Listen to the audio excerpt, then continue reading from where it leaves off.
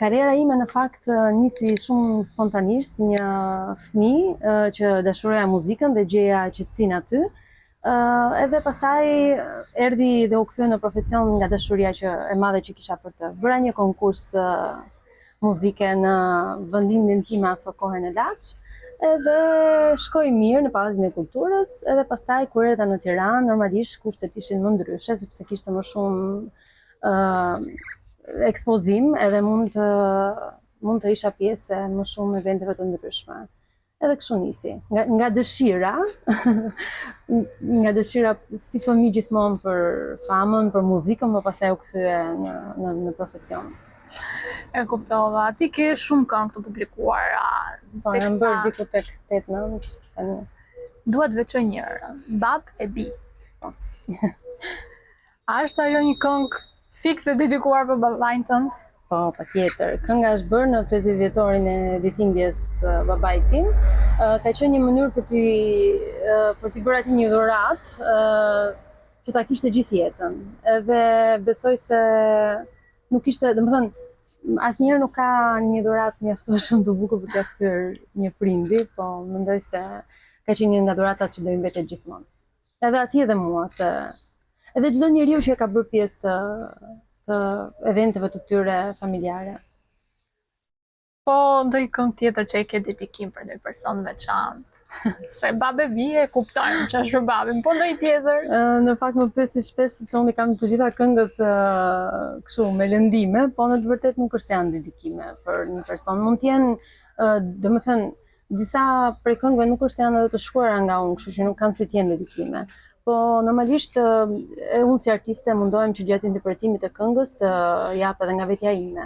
Mund të jenë emocione momentale, mund të jenë emocione të njerëzve të tjerë, nuk i dihet. Kthehemi pak e fillimet. Cila ka qenë kënga që ke kënduar për herë të parë në skenë? Në fakt ka qenë një këngë që nuk më kujtohet titulli tani, po ka qenë një këngë e huaj edhe më ka shoqëruar pedagogja ime aso kohë në piano. Okay. Po një këngë që e ke tëndën të cilën e ke shumë fiksim që e veçon nga gjitha. Cila është? Ka dy këngë në fakt. Timen apo të artistëve të tjerë? Tëndën. Timen. Është kënga e këngës magjike, Akoma të dua. Është një këngë që më solli shumë afër me publikun. Mendoj se arriti në zemrat e shumë njerëzve, u përhap shumë gjatë. Cili ti the të dua? Apo dhe kjo s'ishte dedikim? Edhe kjo s'ishte dedikim. Po, me thënë të vërtetën, kur kemi regjistruar këngën ishte pak e vështirë për ta bërë timen, sepse nuk është se kisha një histori ndarje dhe do e përjetoja. Kjo ishte vështirësia në regjistrim aso kohë, po. Jo, nuk kemi asnjë. Nuk kemi asnjë person kështu të veçuar nga kjo jeta private. Jo. Dikush që të ka marrë zemër. Jo, për momentin jo. Aroilda, kemi ndonjë projekt në fshehtësi që pritet të dalë? Shiko, se tani do bëjmë këtë klishen që kemi shumë projekte, po me të vërtetë kemi disa demo, po unë nuk di të them nëse momentalisht kam një projekt që dua ta publikoj. Jam pak në një fazë që nuk jam edhe unë e sigurt se ku dua të kanalizohem.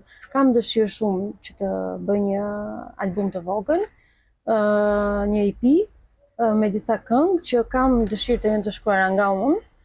Por po mundohem të krijoj diçka, po edhe ngarkesa tani e verës është pak më e vështirë për të përqendruar, sepse këngëtaria do pak fokus edhe pak qetësi mendoj. Momentalisht merresh vetëm me këngë, pjesën si këngëtar apo dhe diçka tjetër në fshehtësi, le të themi? Jo, unë mundohem ta mbaj ditën time shumë të angazhuar në shumë gjëra. Jam njeri shumë hiperaktiv, edhe gjatë ditës kam një punë tjetër. Punoj në financë në një radio, në Radio Club FM, dhe pastaj pjesën tjetër e mbush me prova, me muzikën, sepse edhe kam mbaruar studimet, do më duhet ta praktikoj. Absolutisht. Si ndihesh ti para publikut? A ke pasur ndonjë rast që e vendosur në vështirësi ose ndonjë rast super emocionues që ka bërë? Rastet emocionuese janë atëherë gjithmonë kanë qenë këto performancat Bab e Bi në evente në Dasma ku vajzat vallëzojnë me babain. këto janë momente që unë realisht më bëhet mishi kokra, si që themi ne, edhe mezi mundohem të mos qaj, kur shikoj sidomos sytë e baballarëve që janë të emocionuar. Pastaj ka momente në fillim ka pasur gjithmonë momente që në skenë kam emocione, patjetër. Edhe Po ndoj vështirësi në skenë, për shembull, je rrëzuar në skenë ose ka ndodhur ndonjë problem me veshjen. Jam rrëzuar, kam qenë duke u rrëzuar, mbaj mend. Aty afër, po. Po mbaj mend ka qenë një live në Berat edhe ka qenë dimër, edhe rrëshqita. Po shqyr zotit pa asnjë dëm. Dëmtim. Asnjë dëm. Ndodhin se ne veshim dhe taka tani janë. Kur je ndier e vlerësuar për karrierën tënde? Me thënë të drejtën, është pak e vështirë sot të ndihesh e vlerësuar me këtë bumin e klikimeve, sepse na kanë vënë si njësi matse. Po unë mendoj se ndihem e vlerësuar sa herë dal në skenë dhe marr gjithë dashurinë e publikut, i këndojnë këngët bashkë me mua, edhe këto në momentet. Edhe kur i shpërndajnë këngët e mia, kur i këndojnë, kaq më mjafton. Pastaj klikimet janë thjesht shifra, mendoj unë. Disa mund t'i blejnë, disa jo. Kuptova, atëherë ke ndonjë histori tënde që do të na e tregosh këtu, që është paksa personale që s'e ke ndarë kurrë me publikun? Po tani histori unë kam shumë, po. Diçka që lidhet me karrierën tënde. Ndonjë histori qoftë edhe shoqërake, qoftë edhe e vështirë për ty, fillimet ose vazhdimi? Mund të tregoj një gjë kështu fani, s'kam se tregoj kështu. Okej. Ta mbajmë pozitive, s'ka unë mbajmë si njeri që jam shumë pozitiv. Absolutisht. Po, mbaj mend kur kam xhiruar para 2 vitesh këngën Faj, ka qenë në bashkëpunim me Aldin, që është dhe kolegu im edhe në punën që ne bëjmë tashmë me live-et.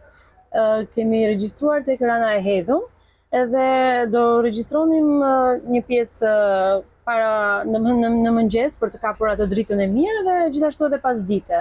Dhe kur kam xhiruar në mëngjes, mbaj mend që te Rana e Hedhun është një lartësi shumë e madhe dhe po të biesh poshtë, domethënë varet nga se si, po mund të vërtet të vritesh.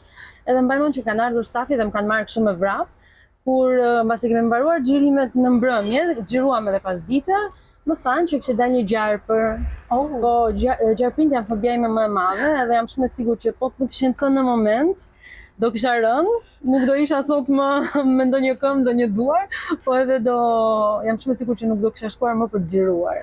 Atje si, por kemi shkuar për të xhiruar edhe pas dite, vetëm sepse unë nuk e dija, edhe jemi kthyer pastaj, videoklipi ka dalë perfekt.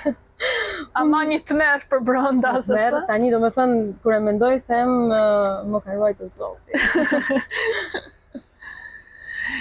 Faleminderit shumë për bisedën që bërë me mua, ishte vërtet kënaqësi. Faleminderit shumë edhe juve, ishte edhe për mua kënaqësi. Ju pëlqeu kjo video? Atëherë bashkohuni me ne.